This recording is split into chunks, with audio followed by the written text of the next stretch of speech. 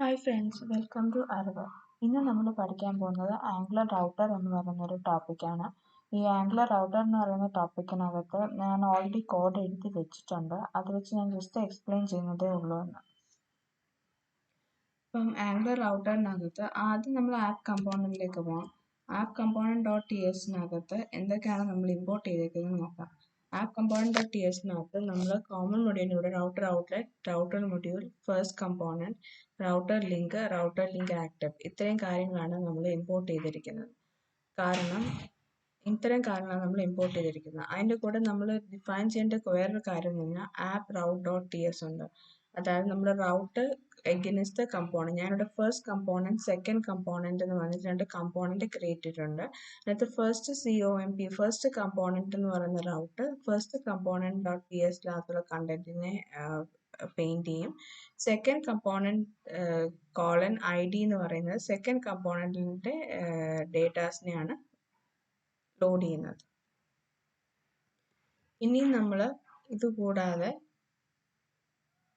App dot കോൺഫിഗിനകത്ത് പോയിട്ട് provider of routes കൊടുക്കും, വിത്ത് component input binding കൊടുക്കും. എന്താണ് വിത്ത് കമ്പോണന്റ് ഇൻപുട്ട് ബൈൻഡിങ് എന്ന് ഞാൻ പിന്നീട് പറയുന്നതായിരിക്കും. ഇതിനകത്ത് വിത്ത് പ്രൊവൈഡർ ഓഫ് റൗട്ട്സ് കൊടുക്കും. Routes with provider router of routes with input with component input binding എന്ന് പറയുന്നത് ഓപ്ഷണൽ കമ്പോണന്റ് ആണ്. പക്ഷെ റൗട്ട്സ് എന്ന് പറയുന്നത് പ്രൊവൈഡ് റൗട്ട് ഓഫ് റൗട്ട്സ് എന്ന് പറയുന്നത് നമ്മൾ ഉറപ്പായും കൊടുക്കേണ്ട ഒരു കാര്യമാണ്. ഉറപ്പായും അതിവിടെ കൊടുത്തില്ല എന്നുണ്ടെങ്കിൽ എൻ്റയർ കമ്പോണന്റ് വർക്ക് ചെയ്യില്ല. അതിനുശേഷം app component dot T S HTML വന്നതിന് ശേഷം router link is equal to first component, router link active is equal to active എന്ന് പറഞ്ഞിട്ട് എഴുതിയിട്ടുണ്ട് ഇവിടെ. ഫസ്റ്റ് കമ്പോണന്റ് അത് തന്നെ സെക്കൻഡ് കമ്പോണന്റ് /12 എന്ന് പറഞ്ഞ് കൊടുത്തിട്ടുണ്ട്. ഇനി ഇവിടെ വന്നു കഴിഞ്ഞിട്ട് ഞാനിവിടെ ഫസ്റ്റ് കമ്പോണന്റും സെക്കൻഡ് കമ്പോണന്റും ക്ലിക്ക് ചെയ്യുമ്പോൾ ഫസ്റ്റ് കമ്പോണന്റും സെക്കൻഡ് കമ്പോണന്റ് വർക്ക്സ് എന്ന രീതിയിൽ അത് മാറും. ഇത്രയാണ് റൗട്ടറിന്റെ ബേസിക് ആയിട്ടൊരു റൗട്ടർ എഴുതിയിട്ടുണ്ട്. ഇനിയാണ് with component with input binding എന്ന് നമ്മളിവിടെ കൊടുത്തില്ലേ, ആപ്പ് ഉണ്ട് with component input binding. Input binding എന്താണെന്ന് പറഞ്ഞുതരാം. ഇവിടെ ഞാൻ ഈ റൗട്ടിന്റെ കൂടെ ഒരു പാരാമീറ്റർ പാസ് ചെയ്യുന്നുണ്ട് 12 എന്ന് പറഞ്ഞിട്ട്. ഞാനിത് റൗട്ടറിനകത്ത് റൗട്ട് ഡിക്ലെയർ ചെയ്യുന്ന സമയത്ത് app.route.ts റൗട്ട് ഡിക്ലെയർ ചെയ്യുന്ന സമയത്ത് അത് കോളൻ ID എന്ന് പറയുന്ന പേരിലാണ് പാസ് ചെയ്തിരിക്കുന്നത്.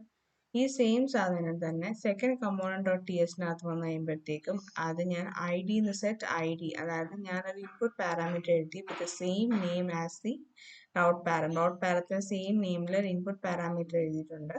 ആ ഇൻപുട്ട് പാരാമീറ്റർ ഞാൻ അവിടെ കൺസോൾ ലോഗും ചെയ്തിട്ടുണ്ട്. ഞാൻ ഈ സെക്കൻഡ് കമ്പോണന്റിലേക്ക് പോകുമ്പോൾ അത് കൺസോൾ ലോഗ് ആയിട്ടുണ്ടോ എന്ന് നമുക്ക് നോക്കാം. 12 എന്ന് പറയുന്നത് കൺസോൾ ലോഗ് ആയിട്ടുണ്ട്. ID is 12 എന്നുള്ളത് കൺസോൾ ലോഗ് ആയിട്ടുണ്ട്. അപ്പം നമുക്ക് അങ്ങനെ നമ്മളിവിടെ പാസ് ചെയ്യുന്ന ഒരു വേരിയബിളിനെ അല്ലെങ്കിൽ ഒരു റൗട്ടർ പാരാമീറ്ററിനെ ഇവിടെ ഡയറക്റ്റ്ലി ഇൻപുട്ട് കമ്പോണന്റ് ആയിട്ട് നമുക്ക് എടുക്കാൻ പറ്റും. നമുക്ക് റൗട്ടർ ഡോട്ട് ഗെറ്റ് പാരം ഡോട്ട് ID അങ്ങനത്തെ റൗട്ടർ ലിങ്ക് ആക്റ്റീവ് അതൊന്നും നമ്മൾ ഇതിനകത്ത് ചെയ്യേണ്ട ആവശ്യമില്ല. ഡയറക്റ്റ് ആയിട്ട് പാരം ലിങ്ക് ആയിട്ട് എടുക്കാൻ പറ്റും. അതിനെയാണ് നമ്മൾ റൗട്ടർ ലിങ്ക് അതിനെയാണ് വിത്ത്